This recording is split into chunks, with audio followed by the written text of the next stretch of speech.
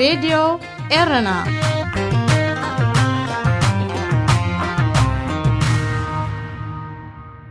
عزوز سلامتنا تقبلوا أبستفلالي كورنعات عالم كوينكم نمدبات راديو إيرنا اتكتاتلو زخبركم سمعتنا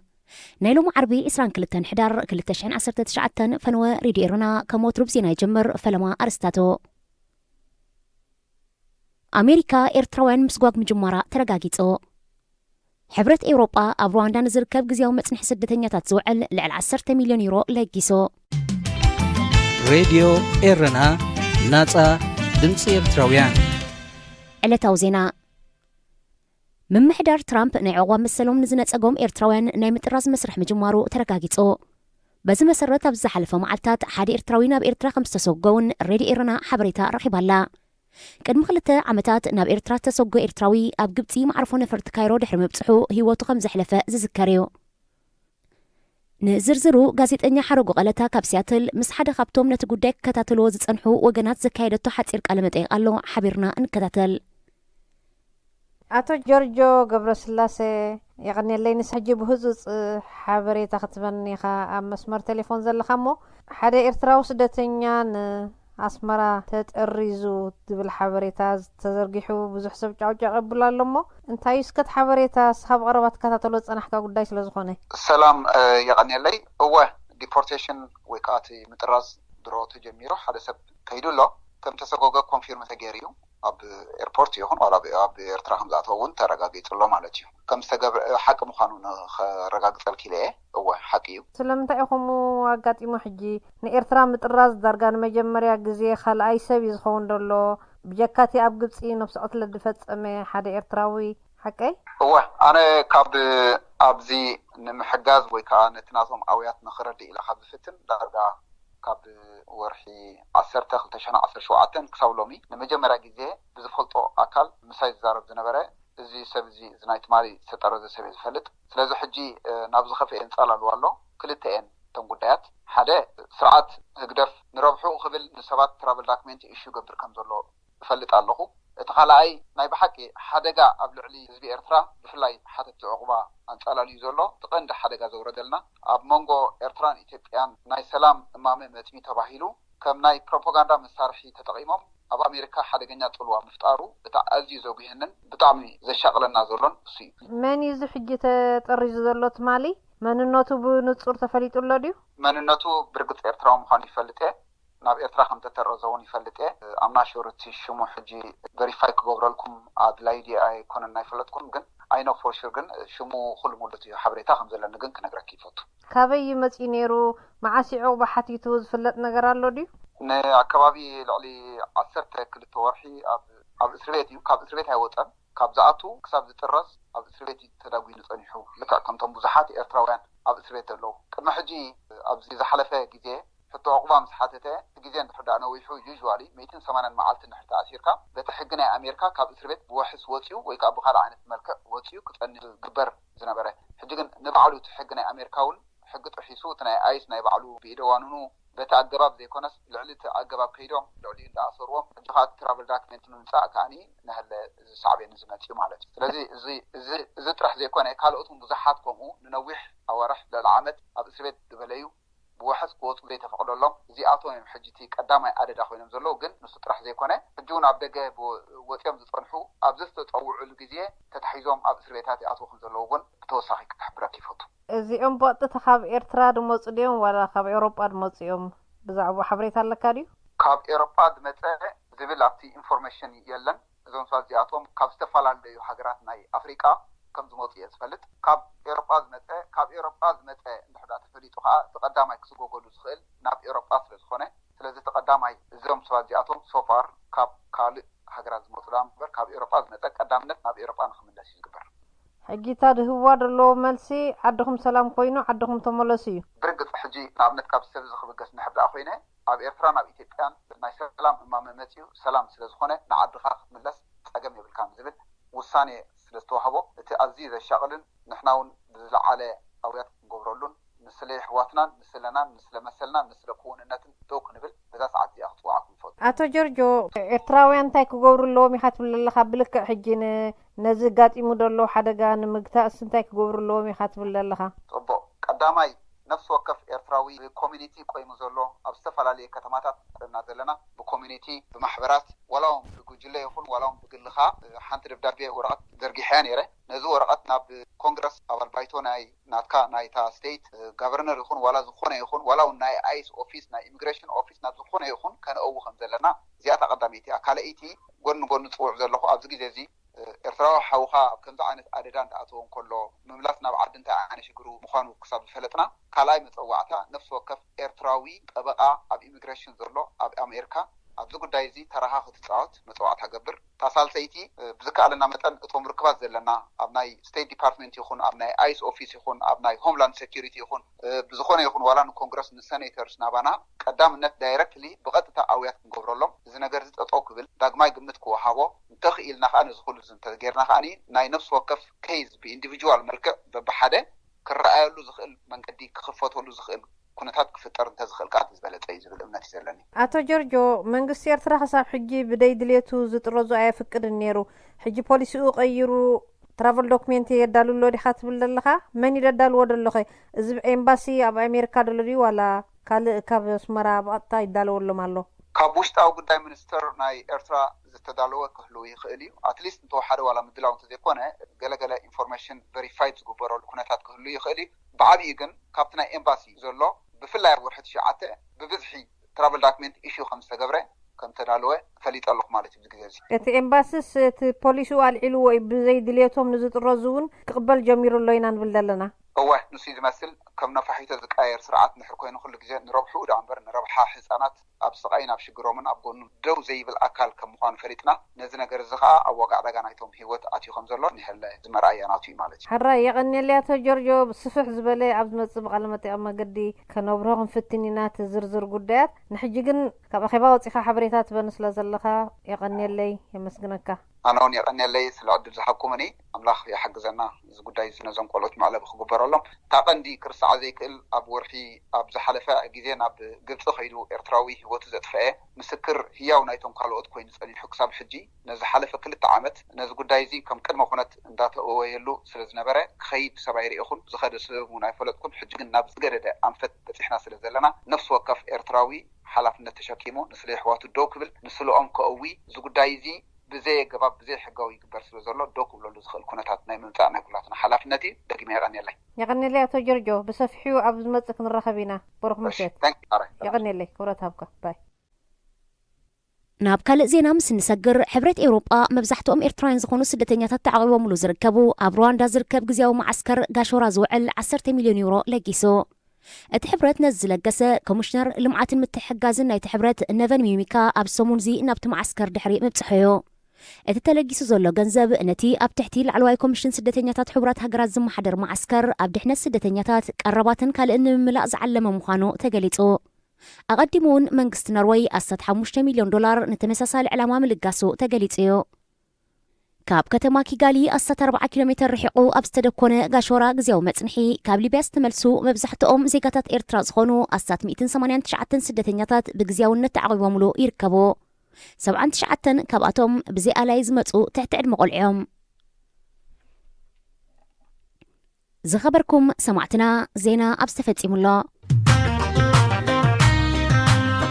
ሬድዮ ኤረና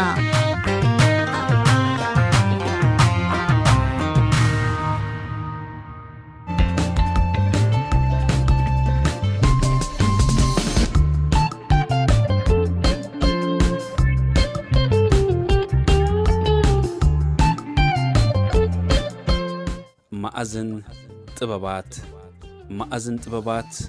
ወትር ዓርቢ ኣብ ራድዮ ኤረና ማእዝን ጥበባት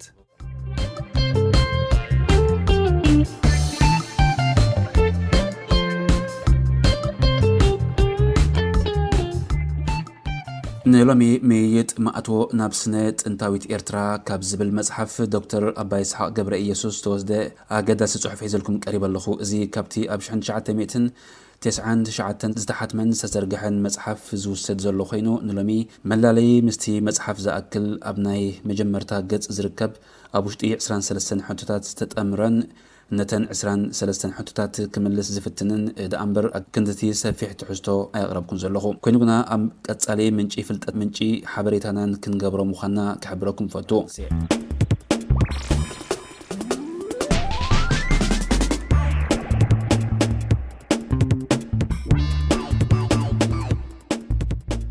ኣብቲ 292 ገጻት ዝሓዘ መጽሓፍ ቀዳማይ ገበሩ ምስ ገንጸልካ ነዚ ተረክብ ሜይጥ ማኣትዎ ናብ ስነ ጥንታዊት ኤርትራ 188 ሕቶታት መምስ መልሰን ከምኡውን 164 ስነ ጥንታዊ ኣሳእል ዶክተር ኣባይ ይስሐቅ ገብረ ኢየሱስ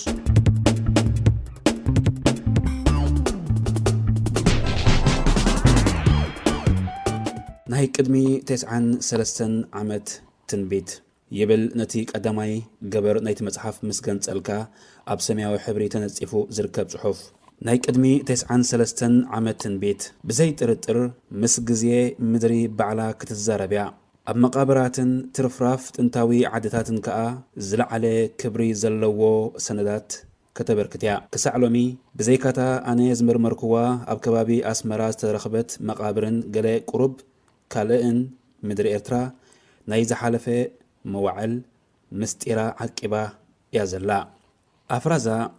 ንምስጢራት ሰፈራታትን መቃብራት ናይቶም ዝጠንተው ህዝብታት ንተመራማሪ ምስቀልዓሉ ናይ ቅድመ ታሪኽ ገጻት ክበራበር ክንርኢ ወይ ደቅና ክርእዮም ምስ ግዜ ከዓ እዞም ሕጂ ዘለዉ ህዝብታት እውን ብፍቕሪ ምስ ተጸንዑ ናይዛ ኤርትራና ሕሉፍ ታሪኽ ሓድሽ ህይወት ክለብስ እዩ እሞ ሎሚ ብሩህ ዘይኮነ ወይ ከዓ ብሕማቕ ዝትርጎም ዘሎ ምዕራፋት እውን ክበርህ እዩ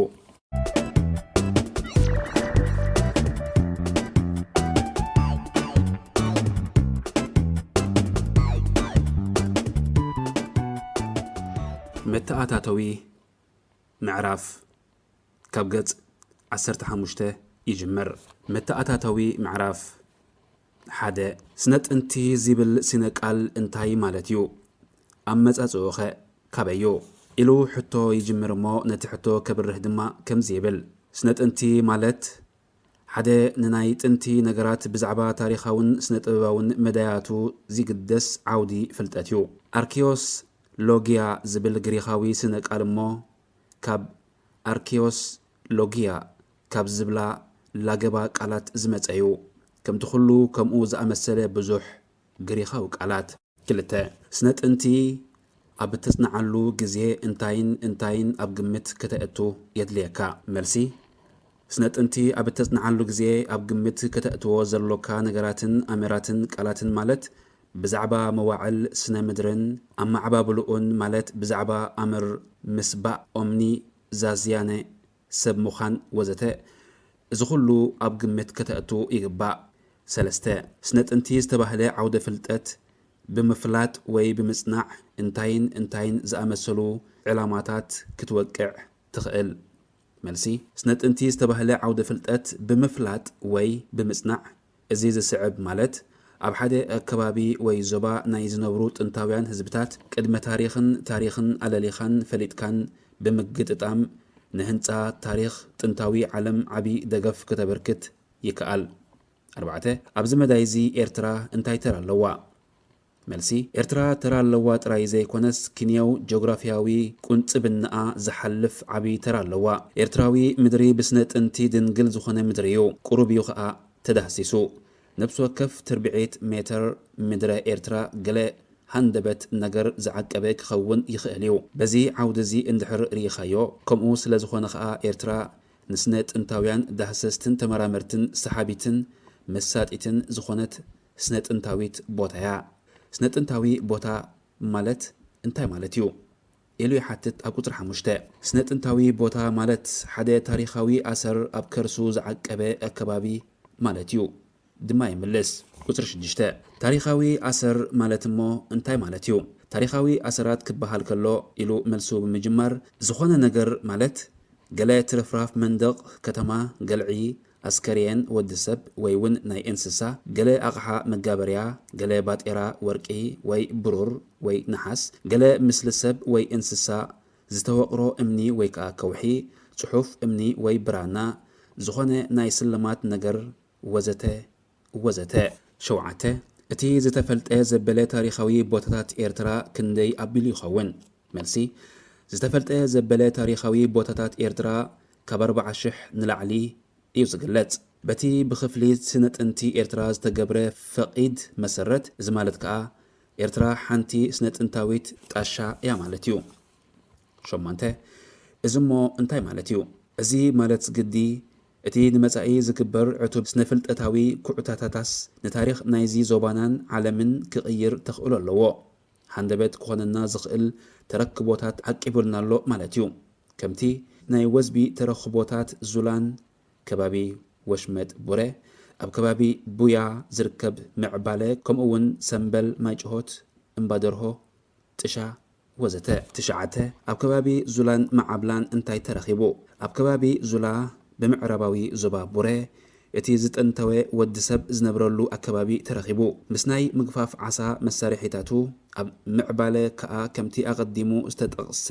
ናይ ሓንቲ 1 ሚልዮን ዓመታት ይገብር ዝነበረት ጓል ኣንስተይቲ ኣስከሬን ተረኺቡ። 10 ተረኽቦታት ዙላን ማዓበላን እሞ ንምንታይ ይውክል? መልሲ ወዲ ሰብ ዝነብረሉ ናይ ሓውሰ ደሴት ቡረ ዝጠንተወ ኣከባቢ ነታ ብሓፈሻዊ ኣዘራርባኣ ኣብ ምብራቕ ኣፍሪቃ ከም ዝነበረት ዝዝረበላ ጀኔቲካዊት ሄዋን ምሩፅ ኣከባቢ ክውክል ይኽእል። ብዛዕባ ጉዳይ ምዕባለ ክዝረብ እንድሕር ኮይኑ ግን ቁርብትለይ ናብ ስነ መዋዕል ፔሌዮንቶሎጊያ ምናልባት እውን ናብ ስነ ሰባዊ ዓውደ ፍልጠት አንትሮፖሎጊያ እቱ ቅልቅል ኢልና ክንጠቅስ ግድን ይኾነና። ብዛዕባ ኣብ ማዓባለ ዝተረኽበ እሞ ዝውክሎ ነገር ወስ ምባል ምስ ዝድለ እዛ ንእሽቶ ኤርትራ መበቆል ፍጥረት ወዲ ሰብ ከም ዝኾነት ዘረድእ እዩ። ኣላታ የብላ። እቲ ጉዳይ ብኸምዚ ዝስዕብ ክርአ ይከኣል። ብዛዕባ እዛ ናይ ማዓባለ ጓል ኣንስተይቲ ካብ ዝተበፅሐ መረዳእታ ኣባል ናይቲ ሆሞ ካዚ ሳፒየንስ ሞ 1 ሚልዮን ዓመታት ይገብር። ብኻልእ ኣዘራርባ 60,000 ትውልዲ ቅድሚዚ ሕጂ ዘሎ ወለዶ ወይ ሰብ ዝነበረት ማለት እዩ። 11 ሆሞ ዳርጋ ሳፒየንስ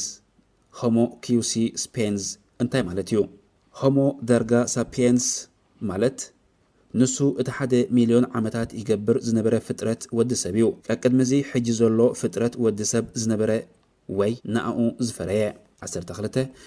ቅድሚ ሆሞ ካዚ ሳፒየንስ መን ነይሩ ኣብዛ ዓለምና? መልሲ ኣብዛ ዓለምና ቅድሚ ሆሞ ካዚ ሳፒየንስ ሓደ ድሕሪ 1 ብሚልዮናት ዓመታት ተፈናቲቶም ዝነብሩ ዓይነታት ሰባት 3.4 ሚልዮን ዓመታት ኣቢሉ ይገብር ዝነበረ አውስትራሎፒቶኩስ አፍሪካኑስ 3 ሚልዮን ዓመታት ይገብር ዝነበረ ኣይ ሰብ ኣይ ሺምፓንዝ ዳርጋ ከም ሉሲ ቁሩብ በእጋሩ ዕንከይኪ ዝብል በእዳው ኪጥቀም ከዓ ወስወስ ኪብል ዝፍትን ሆሞ አቢለስ 2.5 ሚልዮን ዓመታት ይገብር ዝነበረ ብመሳርሒታት ገይሩ ሓደ ነገራት ክገብር ዝፍትን 13 ካቡኸ ዝብል ሕቶ የስዕብ። መልሱ ድማ ካቡዳ መዋዕላት ሆሞ አርኬትስ እዩ 1.8 ሚልዮን ዓመታት ዝነበረ ምጥቃም ሓዊ እውን ዝጀመረ ድሕርዚ ሆሞ ፕሬሳፒየንስ ይቕልቀል። እዚ ከዓ እዚ ከም ናይ ዞባ ቡያ ወይ ምዕባለ ኣብ በዓትታት ምስፋር ዝጥቀምን መጽለሊኡ ዝሰርሕን ፍጥረት ወዲ ሰብ እዩ ማለት እዩ። 14 ድሕሪ ናይ ምዓብላ ፍጥረት ሰባት ኣየናይ ፍጥረት ሰብ ናብ ዛ ዓለምና ተቐልቀለ? መልሲ ድሕሪ ናይ ማዓባለ ፍጥረት ሰባት ናብዛ ዓለምና ዝተቐልቀለ እቲ ንምውታቱ ብግቡእ ዝቐብር ዝበሃል ሆሞ ሳፒየንስ እዩ። ብድሕሪ ከዓ ነዚ ዓለምና ዝመልአ ፍጥረት ሰብ ማለት ሆሞ ሳፒየንስ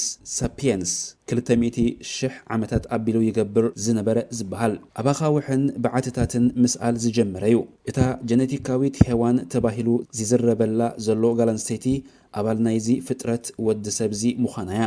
125 ክሳብ 148,000 ዓመታት ኣቢሉ ይገብር ኔራስ ንብሙሉኡ እዚ ሕጂ ኣብዚ ዓለምና ዘሎ ፍጥረት ወዲ ሰብ ዝፈረየት ትበሃል ዘላ።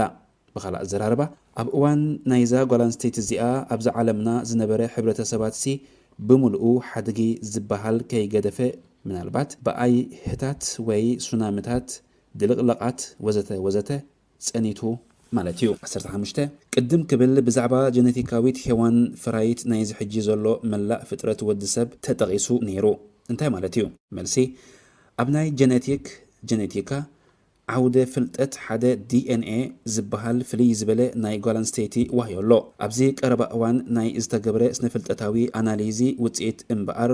ناي حانتي 225 كساب 245 شح عمتات أبلا كم تزدبهله أبزي أب مبراق أفريقيا زنبرت غالانستيتي DNA نزي كله حجي أبز عالم زلو ودسب زفريت نساموخانا ترغاقيتو مالتيو 16 ناي هومو سابينس وي سبق أمارة قدماين كالعين مدرخات بمنتاي يفلالا ملسي ناي هومو سابينس وي سبق أماري قدماين كالعين مدرخات قدم قدادم زفلالا بخوحة بعتاوي سئلة طباباتيو كمخا اتي كالعي مدرخ بناي حرشة بهلي تفليو إرئة ترشوعته سنفلتتاوي كوعتا استفتسمولو بوتاتات إرترا أبينيو كم أبنت كمتي أب أدولي مترا عراتوخي 6 كيلومتر بمسمر أير كابكرن نسمين أب كبابي حل تخندع سنبل مايجهوت وزته حلف الكا حد كمسا انت زي كوينو سنفلتتاوي كوعتاز تفتسملو بوتاتات إرترا دارغا يلبون كيبهال يكال 18 بزعبا سنت انتاوي أقدسنت إرترا زتفلتئ كمعاسيو ملسي بزعبا أبزي أبزوبا كرني أفريقيا عزوز نتنتاوي أقداس نتن عبيتن إرترا زتفلتئ أمبل 10 كفل زمانيو كمو كند زخونوكا اتي وروي صحفي تاريخ كارلو كونتي روسيني أبتي بشحن 928 سزرقحة تاريخ إثيوبيا أو كابتينوسو شبعات سنتنتاوي بوتاتات زوباتات زبلو اتي 4 أب إرترا يزركب انتخنا تاريخاوي ويسنت انتاوي بوتاتات إرترا قلح إلو زحاليلو أين برون دايما دايلكا دقا عددا بحرين دنقرنا ودسبن تتأنتنا 10 أب سنت انتاويت إرترا بتغتاتالي زركب زلو كرستات زمهرنا مو انتهى لو ملسي أب سنت انتاويت إرترا بتغتاتالي زركب زلو كرستات زيهبنا تمرتي كوع بزبله زبر هيو كابتي زجمت نلعلي هلاوت انتاويس سلطانتات اب إرترا كا يرغاغصلنا مخا كباشحات عمتات قدمي لدተ ክርስቶስ ዝነበረ ወደባታዊ ዝኾነ ስልጣነታት እዝኻ በትኹሉ ናይ በዓቲ ኣሳእልን ስነ መዋዕላዊ ተረክቦታትን ጥራይ ዘይኮነስ በተረክቦታት ኣዶሊ መጠራ ሰንበል በኻልኦት ውን ዝምስከር ሓቂዮ 10 እዋናት ወታደራዊ መግዛቲ ስርዓታት ኢትዮጵያ ኣብ ኤርትራ ብዛዕባ ታሪኻዊ ቦታታት ኤርትራ ብዝምልከት ብምንታይ ይልለ መልሲ ኢትዮጵያውያን ብዛዕባ ታሪኻዊ ቦታታት ኤርትራ ዝነበሮም ኣመለኻኽታ ኣሉታዊ ነይሩ ንምዕቃቡ ዝፈጸምዎ ነገር ዋላ ሓንቲ የልቦን ጥራይ ዘይኮነስ ከምቲ ዝወሓደ ኣገዳስነት ዘለዎ ናይ ደቡብ መረብ ታሪኻዊ ቦታታት ዝገበርዎ ምስ ዓለማዊ ውርሻ ዘመዝገቡዋን ዘላለየዋን ሓንቲ ታሪኻዊት ቦታ ኳይላን ሚሊሻታት ኢትዮጵያ ኣብ ልዕልቶም ምርኡያት ዝዝኾኑ ታሪኻውያን ቦታታትን ቅርስታቶምን ዕላማ መንጠመተ ይፍጽሙ ነይሮም ከም ኣብነት ኣብ ቋሓይቶ ከምኡውን ኣብ መጠራ 21 እዚ ጽሑፈ ስራሕ እዚ ዋና ምንጩ ከበዩ መልሲ እዚ ጽሑፈ ስራሕ እዚ ዋና ምንጩ ካልእን ዘይኮነስ ካብቲ ብ1993 ዝተዘርግሐ ኣፋፈት ቅያዩ 22 እዚ ጽሑፈ ስራሕ እዚ እንታይን ዕላማታት ዝጠመተዩ እዚ ጽሑፍ እዚ ነዘንበቦ ዘበለ ኩሉ ናብ ስነ ጥንታዊት ኤርትራ ዘተኣታትዎ ሓደ ሓፈሻዊ ዝኾነ ዓውደ ትርኢት ንምስናቕ ምጥን ዝበለ መምርሒ ጥራይ ዘይኮነስ ሓደ ኣብ መንጎ ተማሃሮን መምህራንን ምቹኡን ሃናፅን ዝኾነ ክትዕ ዝካየደሉ ሃዋሁ ንምቕራብ እውን እዩ ኣብዚ ጽሑፈ ስራሕ እዚ ናይ ሕቶን መልስን ቅርጺ ኣቀራርባ ተመሪጹ ዘሎ ምእንቲ ምንታዩ ኣብዚ ጽሑፈ ስራሕ እዚ ናይ ሕቶን መልስን ቅርጺ ኣቀራርባ ተመሪጹሉ ዘሎ ምኽንያት ንጀማሪ ብፍላይ ነቲ ናይ ጽባሕ ናይ ስነ ጥንቲ ተመራማርን ንኻልእን ዝመችአ ንባብ ምእንቲ ክኾነሉ ንማለት እዩ ከምቲ ኣብ መቕድም ተነጊሩ ዘሎ